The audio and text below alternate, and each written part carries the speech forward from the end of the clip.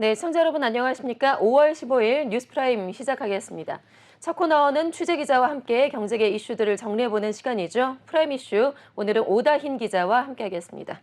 어서 오세요. 네, 안녕하세요. 네, 자 얼마 전에 한일 정상회담이 있었죠. 이 한일 정상회담을 계기로 해서 양국 간의 반도체 협력이 속도가 날 것으로 보이는데 일본 니케이 신문이 이런 보도를 했습니다.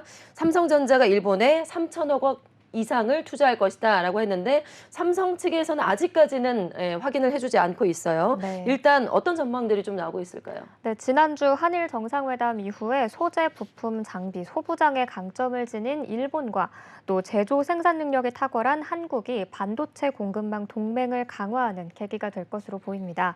13일 일본 니케이 신문은 삼성전자가 300억 엔을 투자해서 요코하마에 반도체 R&D 시설을 건설할 예정이라고 밝혔습니다.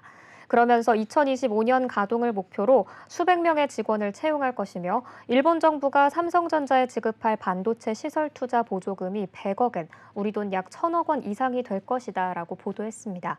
니케이는 한일 반도체 협력을 촉진할 것으로 기대되는 매우 상징적인 계획이다 이렇게 분석했는데요. 이에 삼성전자 측은 아직 확정된 건 없다는 입장입니다. 사실 삼성전자는 몇 개월 전에도 일본에 반도체 연구소를 세우기도 했습니다. 일본 곳곳에 흩어져 있던 연구시설을 올해부터 반도체 연구소 재팬이라는 이름으로 통합해서 운영할 것으로 보입니다.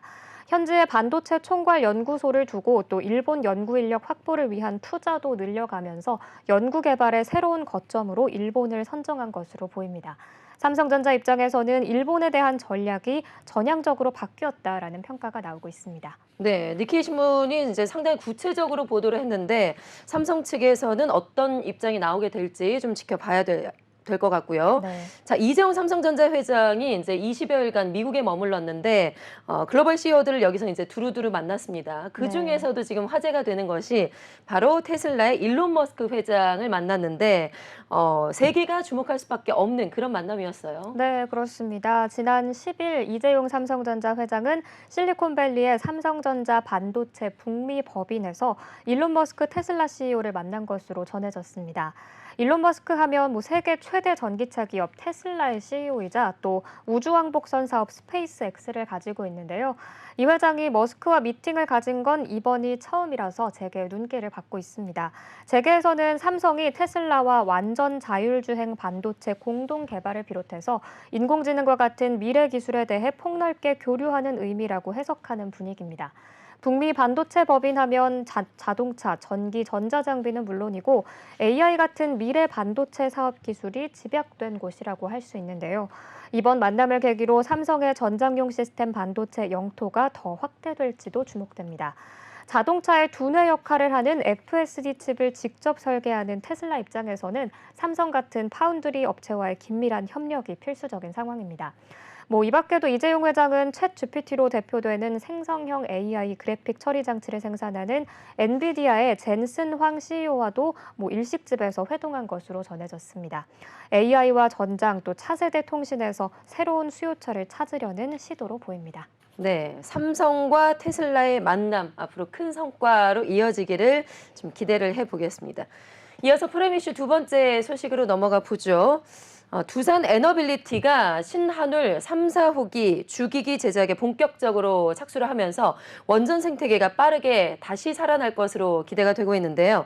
자, 오 기자, 준공 목표 시기가 이제 대략 언제쯤으로 좀 예상을 해볼 수가 있을까요? 네, 신한울 3, 4호기는 각각 2032년 그리고 2033년 준공을 목표로 하고 있습니다.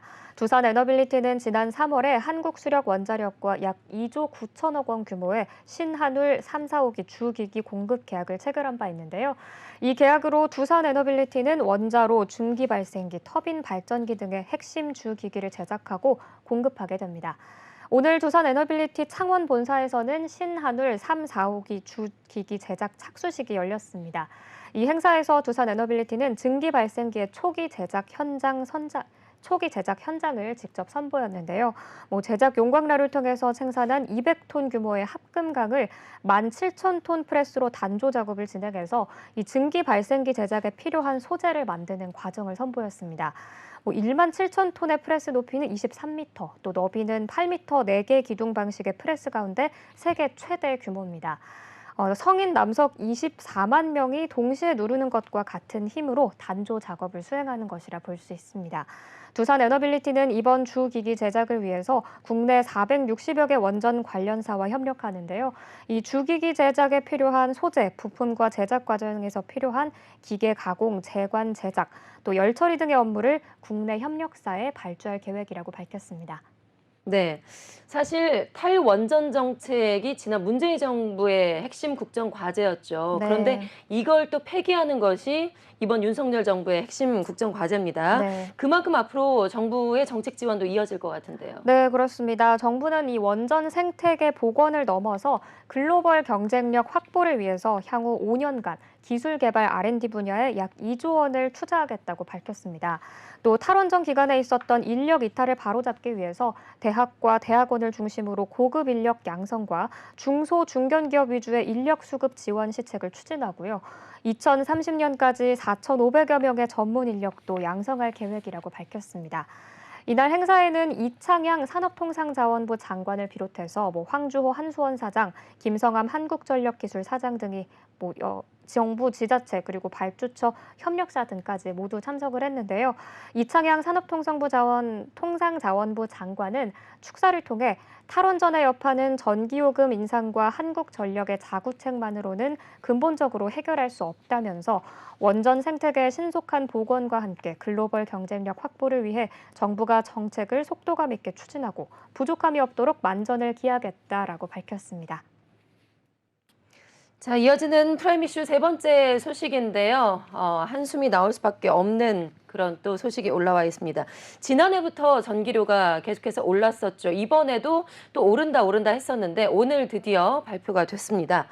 자, 오 기자, 내일부터 이제 적용이 됩니다. 네. 전기요금과 가스요금 같이 오르게 되는데 얼마나 또 오르게 되는 걸까요? 네, 산업통상자원부는 16일부터 전기요금은 킬로와트 시당 8원, 가스요금은 메가줄당 1.04원 인상한다고 밝혔습니다. 4인 가구 기준으로 환산하면 전기요금이 월 3,000원, 가스요금은 4,400원가량 오르는 꼴인데요. 다만 정부는 일반 소비자 가구를 대상으로 냉방 수요가 본격적으로 증가하는 7월부터는 에너지 캐시백 제도를 대폭 확대 적용할 예정이다라고 밝혔습니다.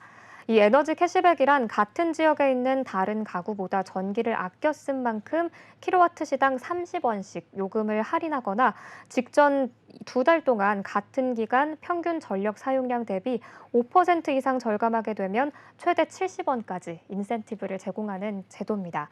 이창양 산업부 장관은 지난 1분기에 이어서 다시금 전기 가스요금 인상으로 국민 여러분께 부담과 걱정을 끼쳐드리게 돼서 무거운 마음이라면서도 지난해부터 올해 초까지 전기 가스요금을 지속 조정해왔음에도 과거부터 누적해온 요금 인상 요인이 아직 완전히 해소되지 못했다라고 밝혔습니다.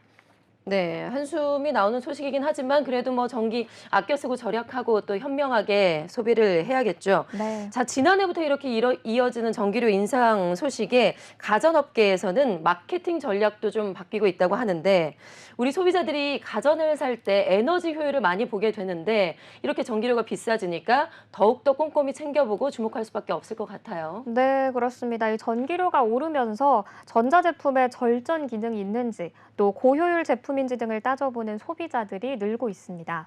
이에 맞춰서 가전업체들도 이런 기능을 부각하는 마케팅에 집중하는 모습인데요. 삼성전자는 올해 초 2023년형 비스포크 무풍 에어컨 갤러리를 출시하면서 에너지 소비 효율 1등급보다 냉방 효율이 10% 이상 높은 초절전 모델을 선보였습니다. 2023년형 비스포크 큐브에어 공기청정기도 AI 절약 모드를 사용하게 되면 실내 공기질에 맞춰서 스스로 팬이 작동해서 에너지 사용량을 최대 30% 절감합니다. 비스코프 그랑데 AI 세탁기와 건조기 신제품도 모두 에너지 소비 효율 1등급이고요. 또 25kg 용량 세탁기의 경우에는 일반적인 에너지 소비 효율 1등급 기준보다 에너지 효율이 20%나 더 높았습니다. 경쟁사인 LG전자도 마찬가지입니다. 제품의 에너지 사용량 절감 기능 강화에 나서고 있는데요. 지난 1월에 출시한 휘센 타워 에어컨의 경우 전 라인업에 에너지 소비 효율 1등급 제품을 추가했습니다. 또 보급형 라인업까지 1등급 제품을 추가해서 전기료 부담을 덜 수 있도록 했고요. LG전자는 전력 손실을 줄이기 위한 모터 고효율 기술도 개발하고 있다고 밝혔습니다. 현재 양산 중인 2세대 모터는 초기 모델보다 전력 손실이 20% 정도 줄었다는 설명입니다. 또 위니아도 최근 출시한 위니아 에어블 에어컨 신제품 일부 모델에 에너지 효율을 높이는 AI 스마트 초절전 냉방 기능을 적용했습니다.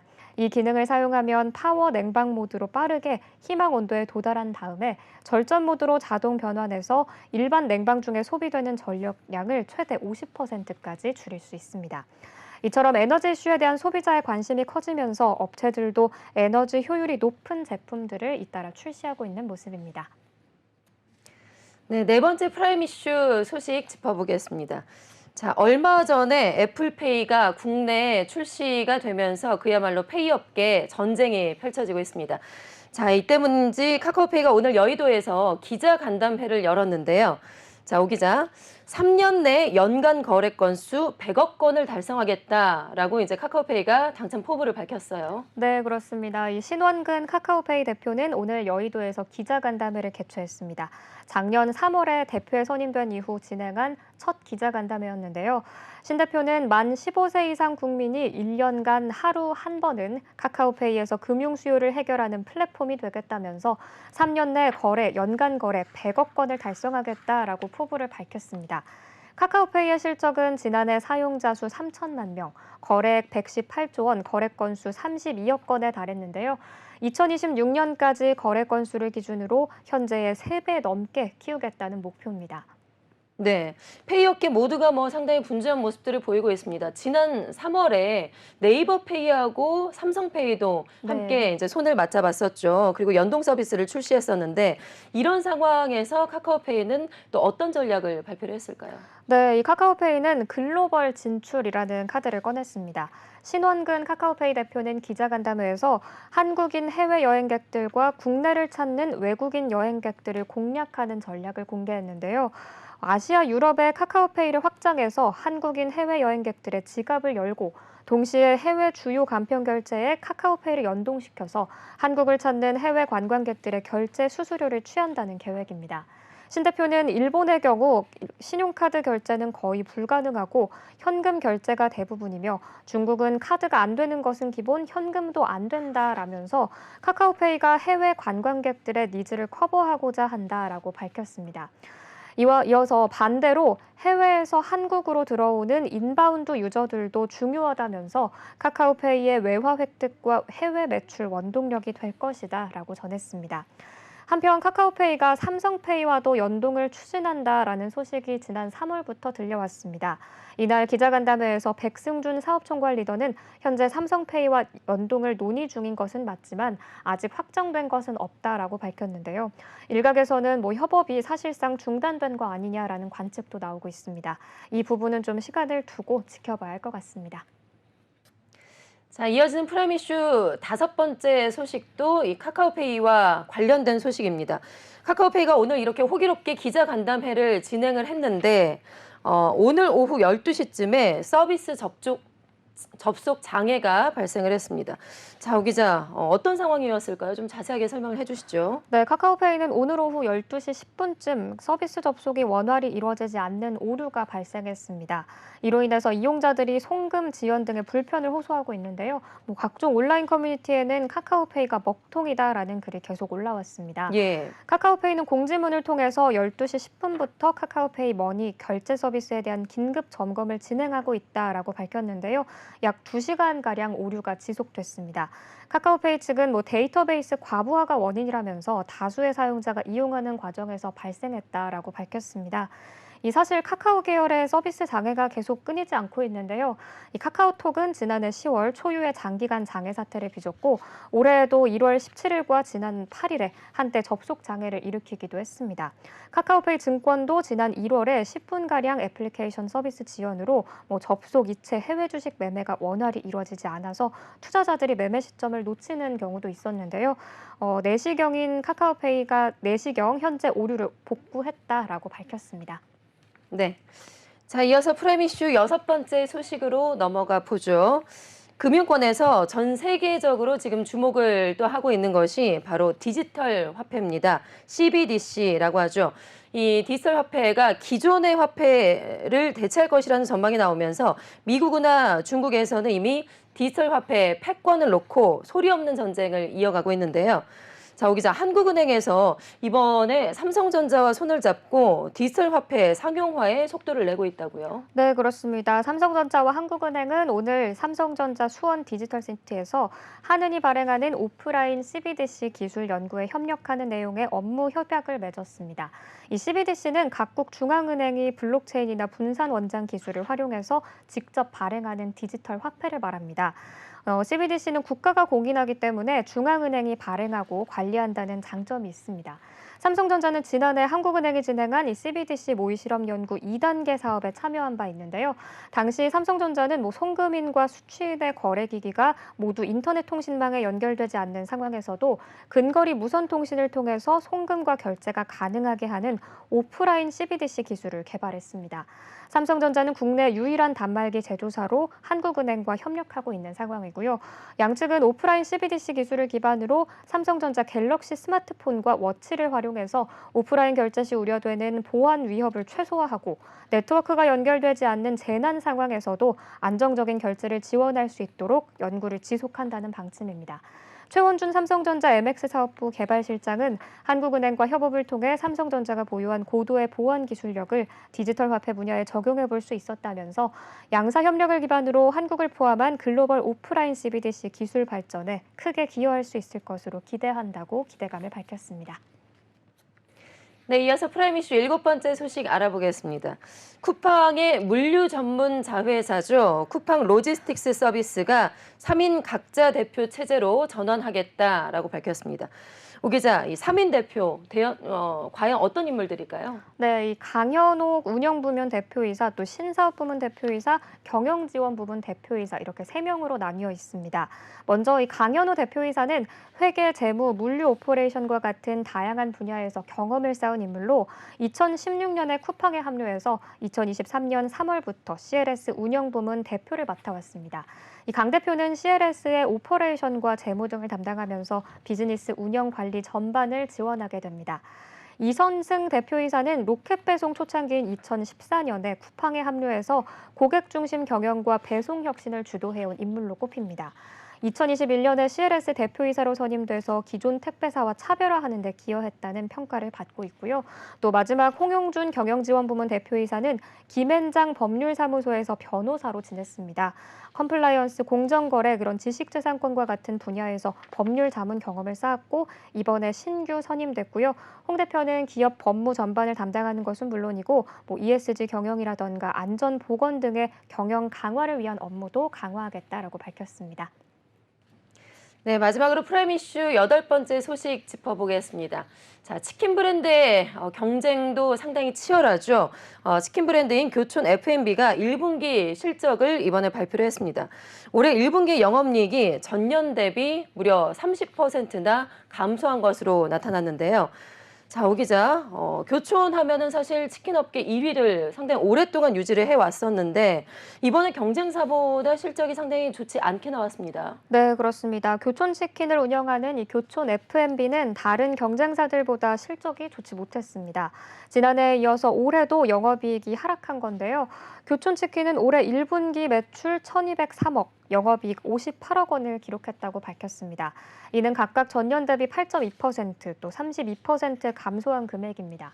당기순이익도 45억 원으로 32% 하락했습니다.